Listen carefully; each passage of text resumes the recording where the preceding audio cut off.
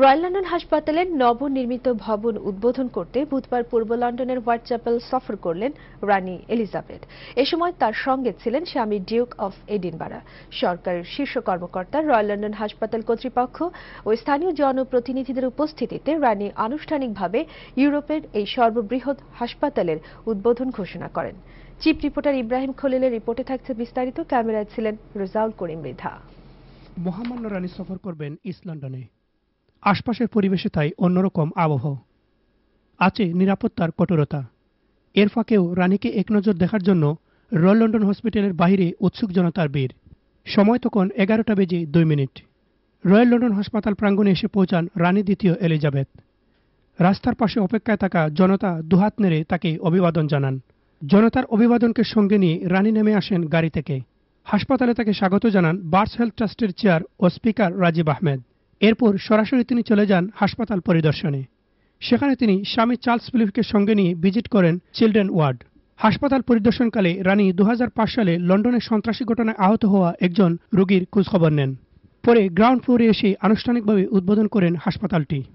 নবরূপে অত্যাধুনিক royal London হাসপাতাল উদ্বোধনী রানীর এই সফর সম্পর্কে ব্রিফ করেন বার্স হেলথের chair sir Steven O'Brien. Wonderful day. Very cold, very windy outside, but the Queen and the Duke of Edinburgh were in such good spirits. It cheered everybody up in spite of that. They spent a huge amount of time talking to staff, talking to patients, actually talking to some of the children here, and I think everybody really felt better for their visit. বাঙালি অধ্যুষিত এলাকায় গড়ে ওঠা অত্যাধুনিক এই হাসপাতালটির আয়তন প্রায় 40টি football মাঠের সমান। এই হাসপাতালটিতে রয়েছে 6000 রুম, 727টি বেড, 3000 কর্মকর্তা ও কর্মচারী। স্বাস্থ্য খাতে সরকারের অব্যাহত বাজেট কাটের পরও হাসপাতালটির সেবার মানের কোনো ঘাটতি নেই বলে জানান sir Steven O'Brien. It's cost us, in round terms, about £700 million, something like that. Object there is to make sure we give the best possible service to the communities of North East London, and we're well on track to do that.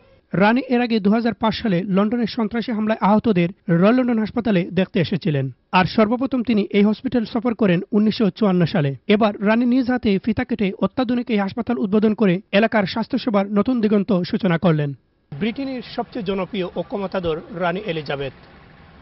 লন্ডনের বাংলাপাড়ায় royal London hospital উদ্বোধনের মধ্য দিয়ে রানী আশা প্রকাশ করেছেন এই hospital স্থানীয় বাসিন্দাদের কল্যাণে কাজ করবে। রয়্যাল লন্ডন হাসপাতাল থেকে ইব্রাহিম খলিল, বাংলা টিভি।